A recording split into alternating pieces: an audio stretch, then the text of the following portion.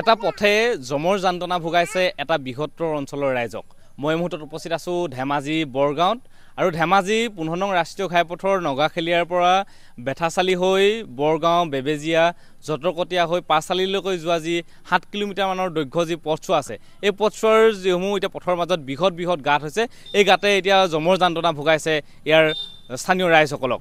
আৰু এক প্ৰকাৰে ক'বলৈ গ'লে অতিষ্ঠ হৈ পৰিছে এই ৰাইজসকলে। মোৰ অতিষ্ঠ যদি দেখায় দৃশ্যাংশসমূহ, আপুনি বেথাচালিৰ পৰা বৰগাঁও হওক, জটকটীয়া, বেবেজিয়া, টঙনাপাৰা, আহোমগাঁও সকলো ঠাইতে আপুনি দেখা পাব এনেধৰণৰ বৃহৎ বৃহৎ গাঁতসমূহ আৰু যিসমূহ পথৰ মাজতে এতিয়া এনেধৰণে দেখিবলৈ পোৱা যায়।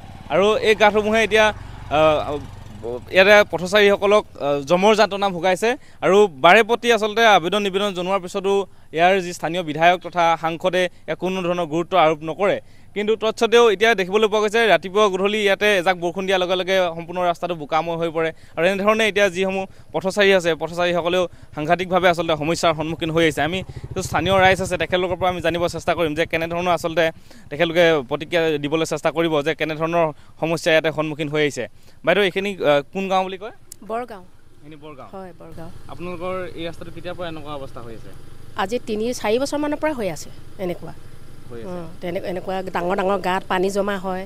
আৰু এইটো ৰাস্তাৰে মানে আমাৰ বহুত কষ্ট হৈছে যোৱাটো আমাৰ, কাৰণ ইয়াৰ পৰা ল'ৰা ছোৱালী বেপাৰ বাণিজ্যৰ পৰা আদি কৰি সকলো মানে এইটো ৰাস্তাই যায় মানে। গতিকে বহুত অসুবিধাৰ সন্মুখীন হৈছোঁ আমি। এইটো ইমান ডাঙৰ ডাঙৰ গাঁত, আকৌ মাজে মাজে দেখা যায় গাড়ী যাতায়াতৰ ইমান হেৰি হ'লে এক্সিডেণ্টো হোৱাৰ সম্ভাৱনা হয় মানে চকুৰ আগতে দেখিছোঁ। গতিকে আমাক এই বিধায়কে, তেওঁ আমাৰ ধেমাজি বিধায়ক তথা ৰণোজ বৈ ডাঙৰ, তেওঁ কথা দিছিলে আমাৰ ইয়াত আহোঁতে ইলেকশ্যন টাইমত ৰাস্তাটো বনাই দিম বুলি। কিন্তু আজিলৈকে তেওঁ দেখোন ৰাস্তাটো বনাই নিদিলে। গতিকে আমাৰ বহুত অসুবিধাৰ সৃষ্টি হৈছে। গতিকে তেওঁ পাৰিলে সোনকালে আমাৰ ৰাস্তাটো বনাই দিব লাগে। এইফালেদি আমাৰ একেবাৰে টাউনৰ নগাখেলীয়া হৈ বেথাচালি, বৰগাঁও আৰু এইফালে জটৰকটীয়া, তাৰপিছত বেবেজিয়া, টঙনাপাৰা আৰু পাছালি ওলাই যায়। এইটো মেইন ৰাস্তা হয় এইটো। তাত তেনেকৈ আকৌ তেনেকৈ এতিয়া উপায়টো নাই, নিবই লাগিব স্কুলত। এতিয়া SFS যায়, শিক্ষাৰ্থীক যায়, আৰু আমাৰ ৰূপনাথ বৰ্ম যায়, পৰমানন্দ একাডেমী, বহুত স্কুল আছে, ল'ৰা ছোৱালী তেনেকৈ নিয়ে, উপায় নাই। কষ্ট হয়, বহুত যথেষ্ট কষ্ট হয়।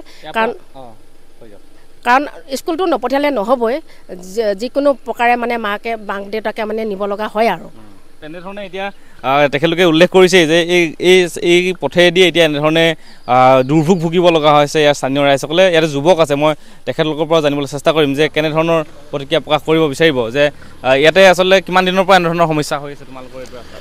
এনেধৰণে মানে বহুত 4-5 বছৰৰ পৰা এনেকৈ মানুহে অলপ অশান্তি পাই আছে ৰাস্তাৰ বিষয়ে, যাতে বোকা। কেনেকুৱা ধৰণৰ সমস্যা হৈছে? গাঁতবিলাক কেনেকুৱা ধৰণৰ? বহুত বেয়া সমস্যা হৈ গৈছে মানে।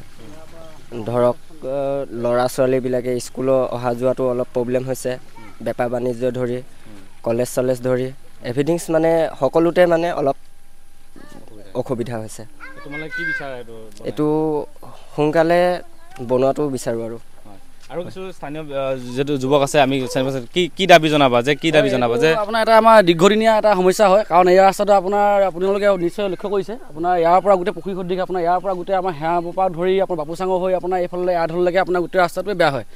ভাল বুলিবলৈ আপোনাৰ একটো ৰাস্তা ভাল বুলিবলৈ নাই। আপোনাৰ এইফালে আপোনাৰ বৰগাঁও হৈ আপোনাৰ জটকটীয়া, বেবেজিয়া, আপোনাৰ টঙনাপাৰা, পাছালিলৈকে গোটেই ৰাস্তাটোৱে বেয়া। এইটো এটা আমাৰ দীৰ্ঘদিনীয়া সমস্যা। আমাক চৰকাৰে, আমাৰ সাংসদজনমান ওচৰতে আছে, তেখেতেও আমাক বাৰম্বাৰ কোৱাৰ পাছত তেখেতে আমাক ৰাস্তাটো বনাই দিয়া আহি নাই। কাৰণ অকণমান চাব লাগে, ৰাইজকো অকণমান চাব লাগে। কাৰণ এই ৰাস্তাটো আজি কিমান ল'ৰা ছোৱালী স্কুলত অহা যোৱা কৰে। আমাৰো এতিয়া আমি ডেইলি বেপাৰ বাণিজ্যৰ কাৰণে যাব লাগে। এই ৰাস্তাটো বহুত অসুবিধা হৈছে। আমি সেইটো অনুৰোধ জনাইছোঁ চৰকাৰক যে সোনকালে ৰাস্তাটো আমাক বনাই দিব লাগে। সেইটোৱে আৰু এনেধৰণেই মোৰ সতীশ্বৰ যদি এই দৃশ্যাংশসমূহ দেখায়, এয়া আমি মাত্ৰ এটা ঠাই দেখাইছোঁ, কিন্তু সম্পূৰ্ণৰূপে যদি দেখা পায় বেথাচালিৰ পৰা বৰগাঁও হৈ জটকটীয়া, বেবেজিয়া, এই আচলতে প্ৰায় 8ৰ পৰা 10খন গাঁও ইয়াতে সংযোগ হৈ আছে। এই ৰাইজসকলে এনেধৰণেই দীৰ্ঘদিনে জমৰ যন্ত্ৰণা ভুগি আহিছে এই পথছোৱাইদি যাতায়াত কৰোঁতে। আৰু ধেমাজিৰ যি স্থানীয় সাংসদ আছে, তেখেতৰ যি লক্ষীপুৰ লোকসভা সমষ্টিৰ সাংসদ প্ৰদান বৰুৱাৰ ঘৰ চিনাই চুকত, মাত্ৰ বৰগাঁৱৰ পৰা বা এই পথছোৱাৰ পৰা 3 কিলোমিটাৰমান দূৰত্বতে আছে সাংসদ প্ৰদান বৰুৱাৰ ঘৰ। কিন্তু তৎসত্ত্বেও তেখেতে ইয়াতে গুৰুত্ব আৰোপ নাই কৰা বুলি অভিযোগ উত্থাপন কৰিছে আৰু অতি শীঘ্ৰে এই পথছোৱা নিৰ্মাণ কৰিবলৈ দাবী উত্থাপন কৰিছে।